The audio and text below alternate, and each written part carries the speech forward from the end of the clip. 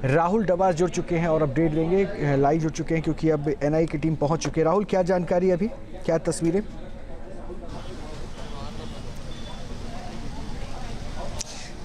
देखिए, अभी अगर तहव्वुर राणा की बात करें तो वो पालम के टेक्निकल एयरपोर्ट के अंदर ही मौजूद हुई, जिसके गेट के बाहर हम मौजूद हैं और कुछ पलों का इंतजार है, रोहित चंद पलों का इंतजार है, जिसके बाद जो ये आपको काले कलर का गेट नज़र आ रहा है, काले रंग का गेट नज़र आ रहा है, ये खुलेगा और यहाँ से बुलेट प्रूफ गाड़ी में स्वात कमांडो दिल्ली पुलिस के साथ और बाहरी जो आवरण है सुरक्षा का वो सीआरपीएफ के पास रहेगा और इस पूरी रोड को उस टाइम पे लॉक कर दिया जाएगा, ब्लॉक कर दिया जाएगा। और यहाँ से लगभग 15 किलोमीटर की दूरी है एनआईए की और एनआईए के मुख्यालय लेकर जाएगा तहव्वुर राणा को। जब हमने अंदर इससे पहले कुछ देर पहले रिपोर्ट दिखाई थी तो हमने ये बताया था कि कैसे एम्बुलेंस भी अंदर गई है, यानी जो प्राइमरी हेल्थ चेकअप है वो अंदर ही कर लिया जाएगा, जैमर भी हो सकता है साथ में रहे, तो एक पूरा काफिला होगा सुरक्षा के लिहाज से जो बहुत महत्वपूर्ण है। और फिलहाल अंदर जो कार्रवाई है वो अंतिम दौर में चल रही है और चंद पलों का इंतजार है। उसके बाद जैसे ही ये ब्लैक कलर का गेट जो मेरे पीछे नजर आता है ये खुलेगा पालम टेक्निकल हवाई अड्डे का, एयरफोर्स स्टेशन का, उसी वक्त हमें 26/11 का मुख्य आतंकी यहाँ से बाहर निकलता हुआ नजर आएगा। जी बिल्कुल, लंबी प्रोसीडिंग रही है। अब आगे फिर किस तरह से एक्शंस होंगे, किस तरह से भारतीय कानून के तहत तहव्वुर राणा पर कार्रवाई की जाएगी? राहुल, उससे जुड़ी भी अगर कोई जानकारी है तो वो भी साझा कीजिए दर्शकों के बीच में।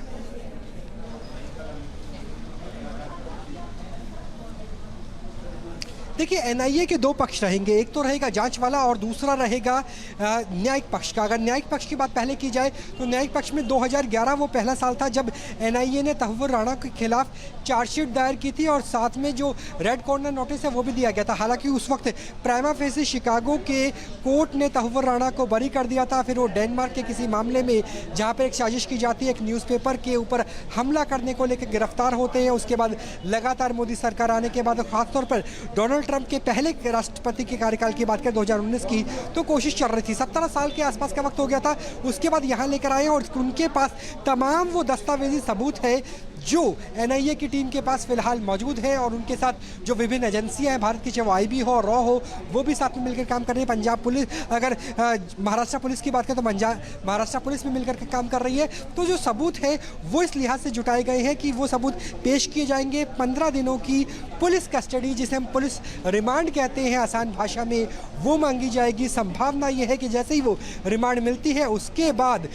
एनआईए के दफ्तर लेकर जाए जाएंगे। उसके बाद हो सकता है कि रात के समय, आज देर रात के समय, जो कि हर रोज मेडिकल करना ज़रूरी है जिस तरीके का हलफनामा दिया गया है, तो मेडिकल के बाद ये भी संभावना है कि तिहाड़ जेल में रखा जाए। जब दिल्ली में पूछताछ कंप्लीट हो जाएगी 2 से 3-4 दिनों के अंदर, उसके बाद मुंबई के आर्थर रोड जेल को भी उस लिहाज से तैयार किया गया है। कल शाम जब 6 बजे बैठक होती है, विदेश मंत्री एस जयशंकर की, गृह मंत्री अमित शाह की, अजीत डोभाल भी रहते हैं, एनएसए भी रहते हैं, तो ये किया गया था आगे की प्रक्रिया कैसे रहेगी, कैसे पाकिस्तान को बेनकाब किया जाएगा। क्योंकि इससे पहले जब डेविड कोलमैन हेडली को लेकर के भारतीय एजेंसियों ने पूछताछ की थी तो उस वक्त के जो पाकिस्तान के गृह मंत्री थे रहमान मलिक, उन्हें प्रेस कॉन्फ्रेंस करनी पड़ी थी और पाकिस्तान की बहुत थू-थू हुई थी, वो बैकफुट पे चला गया था। तो वो चीज़ें भी खंगाली जाएगी कि कैसे पाकिस्तान की आर्मी में रहते हुए 10 साल डॉक्टर का काम करते हुए और कैसे पाकिस्तान की आर्मी के सीधे संबंध थे मुंबई हमले को लेकर के, कैसे पाकिस्तान के जो ISI है उसके सीधे संबंध थे हाफिज सईद को लेकर के, वो तमाम दस्तावेज निकाले जाएंगे। एक जांच का पक्ष होगा और दूसरा पक्ष होगा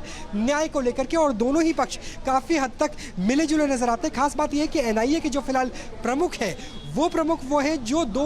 1990 बैच के IPS अधिकारी हैं महाराष्ट्र कैडर के, और ये वही व्यक्ति है जो कामा अस्पताल में भी मौजूद थे जब 26/11 मुंबई में हमला हुआ था। तो वो जानते हैं कि किस तरीके से उस वक्त स्थिति हुई थी, क्या अब स्थिति है, क्या दस्तावेजी सबूत है। तो ये तमाम चीज़ें पहले से ही तैयार करके रखी गई है और उसी के आधार पर आप ये मान के चलिए कि जनवरी के महीने में सुप्रीम कोर्ट, फेडरल जो सुप्रीम कोर्ट है अमेरिका, वो कहते हैं कि भारत को प्रत्यार्पण किया जाएगा। फरवरी के महीने में दोबारा से री एप्लीकेशन दी जाती है और कहा जाता है कि मुझे भूलने की बीमारी है, मुझे कैंसर है और मैं पाकिस्तानी मूल का मुसलमान हूं, तो ऐसा ना हो कि भारत में मेरे साथ कुछ अलग तरीके से हो। तो भारत ने जो दस्तावेज दिए अमेरिका के सुप्रीम कोर्ट में, वो दस्तावेज ऑलरेडी इनके पास फाइल अप पड़े हुए हैं एनआईए के पास, और वो न्याय प्रक्रिया में काम आएंगे और एनआईए की तरफ से वो विशेष अदालत में भी रखे जाएंगे। अब बस चंद पलों का इंतजार है, क्योंकि जैसे ही ये गेट खुलेगा वैसे ही यहाँ से 15 किलोमीटर का सफ़र शुरू हो जाएगा, जिसे पूरा होने में लगभग 20 से लेकर 22 मिनट का समय लगेगा। और आप देखिए कि जो ट्रैफिक पुलिस है, देखिए किस तरीके से हलचल बढ़ती हुई नजर आ रही है कि traffic police, Delhi traffic police जो यहाँ पे नहीं रहती है, क्योंकि ये पालम का एयरफोर्स स्टेशन है, यहाँ पर सेना पुलिस रहती है, यहाँ पे एयरफोर्स वाले रहते हैं, लेकिन ट्रैफिक पुलिस का यहाँ पर पहुँचना, मैं चाहूँगा उन्हें जूम करके दिखाएं, ये बताने के लिए काफ़ी है। और उसके अलावा एक और ट्रैफिक पुलिस के जवान को हम बाहर की तरफ भी देख सकते हैं। ये पूरा जो इलाका है, यहाँ से किस रूट से लेकर जाया जाएगा एनआईए के मुख्यालय में, 15 किलोमीटर का सफ़र कैसे सुरक्षित किया जाएगा, कैसे रोड को रोका जाएगा, वो तैयारी अब पूरी हो चुकी है। बस चंद पलों का इंतजार है, जैसे ही ये गेट खुलेगा और वैसे ही तहव्वुर राणा, भारत का मोस्ट वांटेड आतंकी गुनहगार मुंबई हमलों का, जिसमें 166 लोगों की मौत हुई, जिसमें से 6 तो अमेरिका के नागरिक थे, उनका इंसाफ एक अगले चरण पर चलता हुआ नजर आएगा। क्योंकि अब यह कहा जा रहा है कि कुछ ही पलों का इंतजार है और उसके बाद इस ट्रैफिक को भी रोक दिया जाएगा। जो आपको रोड नजर आ रही है, दरअसल न्यूज़ नेशन की स्क्रीन पर ये एक्सक्लूसिव तस्वीरें हैं, जिस रोड के जरिए जो पूरा काफिला है वो लेकर के आगे जाया जाएगा। तो बस चंद पलों का इंतजार है और जैसे ही ये काला गेट खुलेगा, ब्लैक गेट खुलेगा, और उसके बाद से तहव्वुर राणा यहाँ से निकलने की, यहाँ से आगे के सफ़र की शुरुआत हो जाएगी। एनआईए के बाद विशेष अदालत, और विशेष अदालत के बाद जांच वो दिल्ली में भी होगी, और तिहाड़ में भी विशेष प्रबंध किए गए हैं, और मुंबई की आर्थर रोड जेल के अंडा सेल में भी विशेष प्रबंध किए गए हैं। तो पूरी प्रक्रिया अब शुरू होगी। अब भारतीय दंड संहिता से बच नहीं पाएगा तहव्वुर राणा। एक पॉइंट और है राहुल, जो पाकिस्तान के ऊपर बात हुई थी ना, कि जो आपने डेविड कोलमैन हेडली वाली पूरी वाक़े को साझा किया, पाकिस्तान का एक रिएक्शन आया है और उसने कहा है कि वो पाकिस्तानी मुल्क का नहीं है, दस्तावेज़ तक उसने रिन्यूअल नहीं करवाया है, वो कनाडाई मुल्क का पाकिस्तानी नागरिक है। तो पाकिस्तान क्या चाह रहा है कि दामन साफ़ रहे, क्योंकि अब तो जो इन्वेस्टिगेशन होगा उसमें बहुत कुछ ये आतंकी कबूलेगा।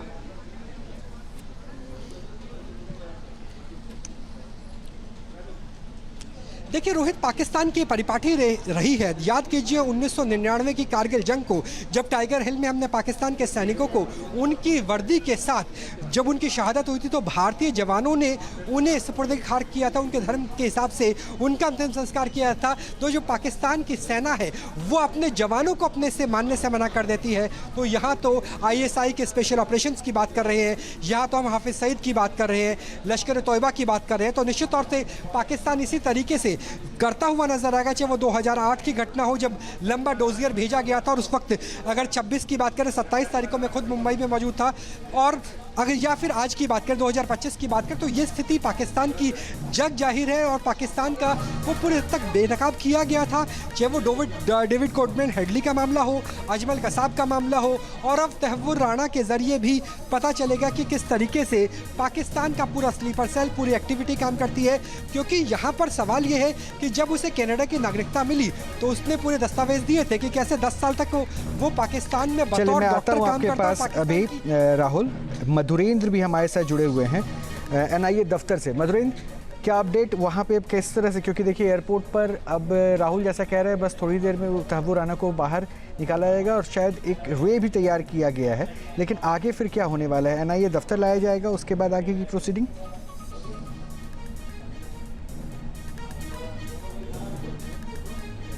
देखिए बिल्कुल उनको एनआईए दफ्तर उसको लाया जाएगा और उसके बाद कोर्ट के सामने पेश किया जाएगा। एनआईए कोर्ट में पेशी होगी और उसके बाद कोर्ट से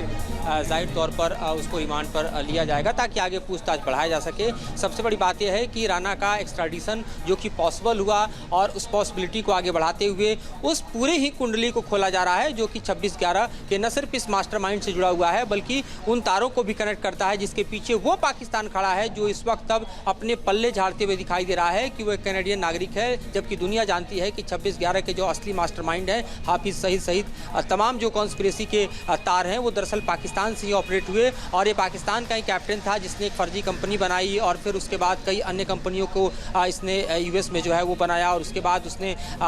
पूरा जो ऑपरेशन है उसको हेड करने के लिए जो है वो डेविड हेडली की मदद की। तो पाकिस्तान इस वक्त सबसे बड़ा जो आतंक का जो चेहरा है वो दरअसल आप देखिए कि राणा के जरिए बेनकाब होता हुआ दिखाई दे रहा है और इस वक्त पाकिस्तान की बेचैनी उसके शब्दों में में बढ़ रही है जब वो कह रहा है कि मेरा कोई लेना देना नहीं है। तो जाहिर तौर पे इस वक्त देखिए तो जैसे जैसे इंडिया में प्रोसेस आगे बढ़ेगा,